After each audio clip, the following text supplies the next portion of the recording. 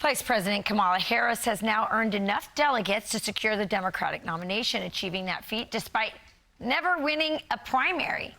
But you won't hear Harris talking about it. She still hasn't held a formal press conference since emerging as the presumptive nominee. It's a move that appears to echo Joe Biden's lack of engagement back in 2020.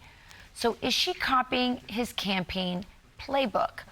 Let's ask Fox News contributor Joe Concha. It is interesting. We're seeing these poll numbers showing that, she's, neck and neck with Donald Trump. But before this nomination, she was at 28%. What's happening?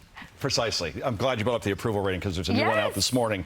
39% job approval rating. That's in Reuters, Ipsos. Yet she's the greatest candidate ever. And isn't it ironic that the party that says only it can save us and save democracy has a candidate that in 2020 didn't receive one vote as a presidential candidate. And now in 2024, to your point, not one vote. And the media doesn't seem to care because they're dusting off the pom-poms too much. And it's just amazing that there is zero accountability for this candidate that has changed positions more than, Dirk Diggler, and no one seems to care.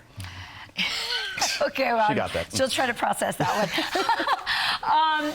Yeah, it's fascinating. To me, it feels like the media, even some of this polling, is more about shaping people's opinion than actually reflecting it. Because the American people, prior to all the hype around this announcement, said they didn't like what she had to stand for. And by the way, how is she going to separate herself from Joe Biden's record? It seems impossible.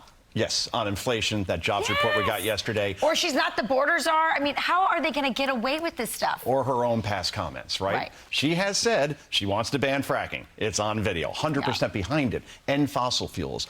Abolish ICE. Opposes border wall construction. Supports sanctuary cities. Supports biological men playing against biological women in sports. We saw how it worked out in boxing in the Olympics. This is a person who says she wants to end all private health insurance, all while giving free health care to illegals. I could go down the list in terms of crime, defund the police, and so on, but this is a record that it will only come out, Rachel, if there is a debate between Donald Trump and Kamala Harris on this network. Donald Trump agreed to it for early September. Right. That's the only way all of this comes out, because the media, she's not going to do one interview with anybody resembling an actual journalist. You'll find Liz Cheney poolside at Mar-a-Lago before you find Kamala Harris doing a press conference. That I do know. Well, it's very interesting because before Joe Biden's debate that essentially ended his presidency, his performance there, the Democrats were basically hinting we're not going to do debates.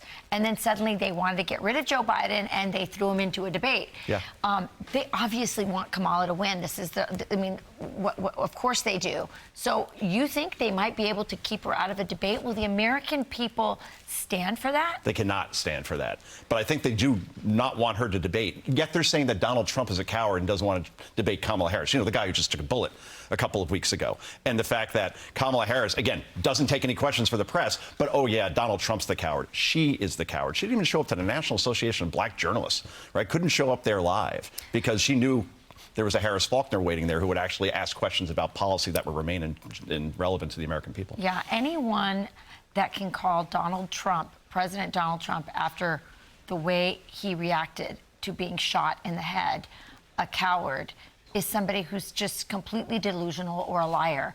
And by the way, they know he's not a coward, which is why they're trying to suppress the story, suppress the picture, and say that it's propaganda to put out that picture. I want to talk about your book because it's called Progressively Worse: Why Today's Democrats Ain't Your Daddy's Donkey.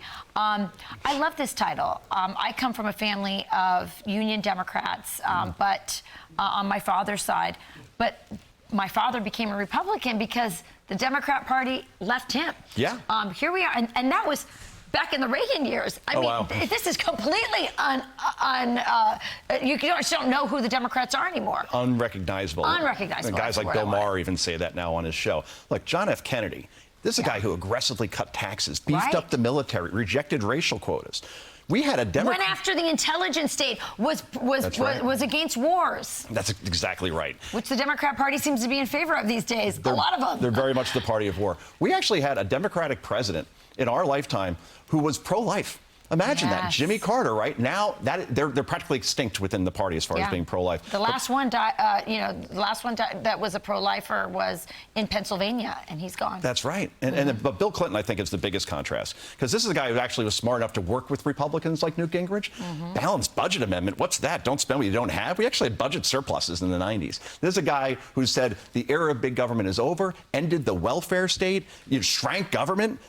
And Bill Clinton, the way he talked about illegal immigration, made Donald Trump almost sound like a wallflower in terms of we're going to get the illegals out of here. They're taking good jobs away from Americans, deport them all. And even Barack Obama was called the deporter in chief because he deported so many people. Cesar Chavez was against illegal immigration. That's a great point. People forget about that one. Yep. It's not your daddy's Democrat Party, and that will be on. The Republicans are the party of the working class. Now they're the party of elites.